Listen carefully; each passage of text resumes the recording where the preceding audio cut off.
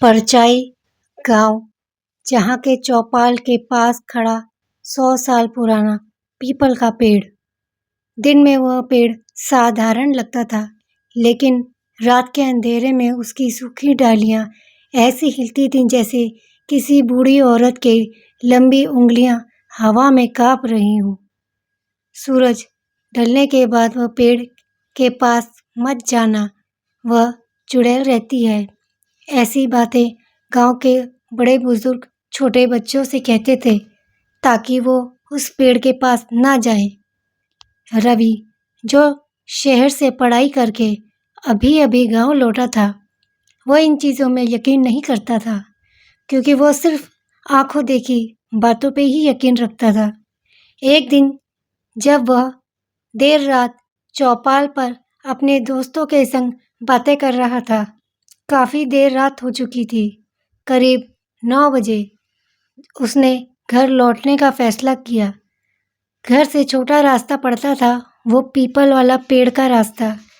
तब रवि ने उस पीपल के पेड़ वाले रास्ते को चुना ताकि वो जल्दी घर पहुंच सके।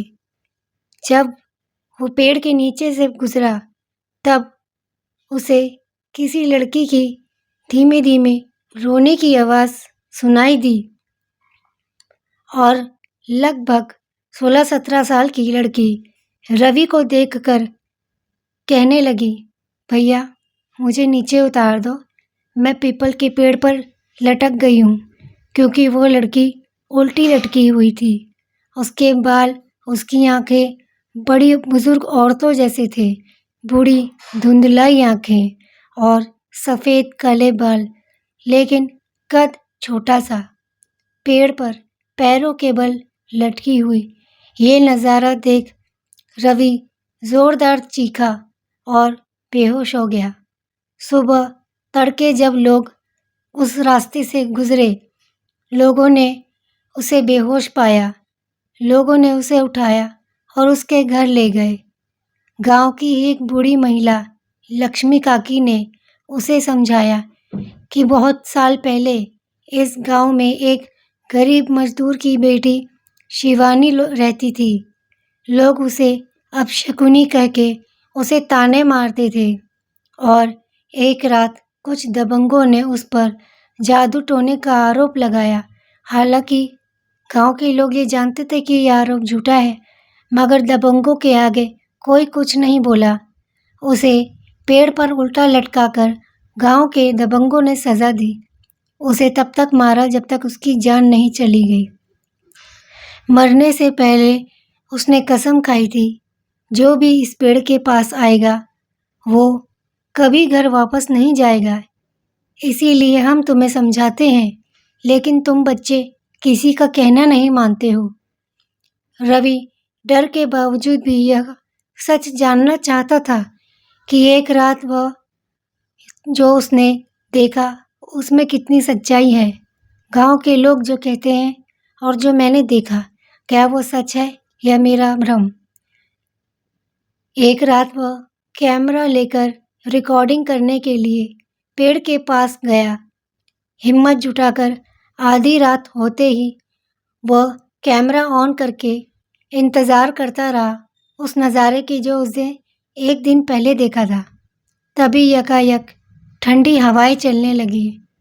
अचानक कैमरे की स्क्रीन झिलमिलाई और इस बार शिवानी का चेहरा उसमें साफ साफ नजर आया। लेकिन इस बार उस कैमरे में वह रो नहीं रही थी, बल्कि मुस्कुरा रही थी, एक भयानक मुस्कान। उस चुड़ैल के मुस्कान में भयानक नुकीले दांत नजर आ रहे थे, जो किटकिटा रहे थे, मानो जैसे रवि को चबा जाए। ये नज़ारा देख रवि तो जैसे पत्थर में बदल गया। भागना चाहता था, लेकिन भाग नहीं पाया, मानो जैसे ज़मीन ने उसके पैरों को पकड़ लिया हो। चीखना चाहता था, लेकिन चिल्ला नहीं पाया। गले से डर के मारे आवाज़ ही बाहर नहीं आई। इतने में वो पीपल की चुड़ैल ज़मीन पर उतरी, हवा में उड़ते हुए धीरे धीरे ज़मीन पर रवि के पास। इससे पहले कि वो चुड़ैल अपने नोकीले दांत रवि के गले में डालती और उसे मार देती या उसका पूरा खून चूस लेती। इतने में साधु महाराज, जो कि उसी रास्ते से गुजर रहे थे, उनकी नज़र उस पेड़ के पास मौजूद रवि पर पड़ गई और उस चुड़ैल पर। चुड़ैल ने भी साधु बाबा को देख लिया था, लेकिन उसे किसी का कोई डर नहीं था।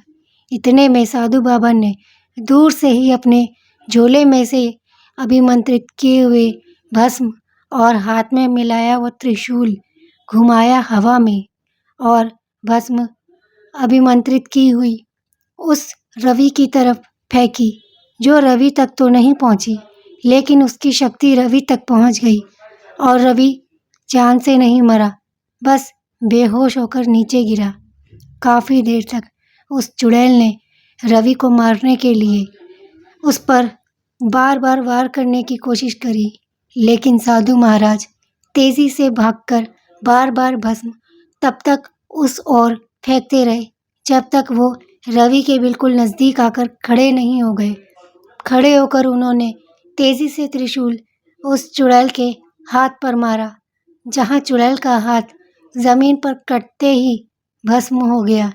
चुड़ैल मरी नहीं, लेकिन वो समझ गई कि इस साधु के होते हुए वो रवि को नहीं मार पाएगी। तब गुस्से में आकर वो चुड़ैल फिर से उस पेड़ में जाके समा गई। अब रवि बेहोश ज़मीन पर पड़ा हुआ था। साधु महाराज की वजह से रवि की जान बच गई।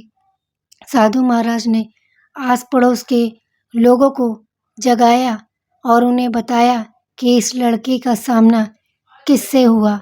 अगर मैं नहीं आता तो ये लड़का नहीं बचता। गांव वालों ने रवि के चेहरे पर पानी फेंका, जिससे रवि को होश आया। रवि ने बाबा का धन्यवाद किया। बाबा ने कहा, बेटा, मैं यहाँ से ना गुजरता तो तुम्हें पता नहीं ये चुड़ैल कब का मार चुकी होती। तुम क्यों गांव वालों की बात नहीं मानते? तब गांव के लोगों ने बाबा से कहा, साधु बाबा, हमें इस मुसीबत से छुटकारा दिला दीजिए। आपने इसको बचाया, आप हमारे बच्चों की जान भी बचा लीजिए। हम हर वक्त इस बात से डरे रहते हैं कि कहीं कोई बच्चा जाने अनजाने में यहाँ ना आए और ये चुड़ैल का शिकार ना बन जाए। गांव वालों की बात सुनकर बाबा ने सोचा कि मैं क्या करूं, और तभी उन्हें त्रिशूल, जो उनके गुरु ने उन्हें भैरव जी के मंत्रों से अभिमंत्रित सिद्ध करके दिया था, वही त्रिशूल उन्होंने मंत्र पढ़ते हुए जय हो भैरव बाबा की ये कह के उस पीपल के पेड़ की जड़ में पूरी ताकत से गाड़ दिया। त्रिशूल का स्पर्श होते ही पूरे पीपल के पेड़ में आग लग गई और उस रात चुड़ैल की चीखें पेड़ के साथ चलती हुई सुनाई दी। पूरे गांव में वो चीखें पूरी रात गूंजती रही। सुबह होते होते जैसे जैसे वो पेड़ राख होता चला गया, गांव वालों की परेशानी भी उस पेड़ के साथ राख होकर ख़त्म हो गई। वो चुड़ैल पेड़ के साथ ही भस्म हो गई। बस उस दिन के बाद गांव के लोग चैन से जी पाए। आज के लिए बस इतना ही। अगर आपको मेरे चैनल की स्टोरी पसंद आए तो प्लीज़ मेरे चैनल को लाइक, शेयर और सब्सक्राइब कीजिए।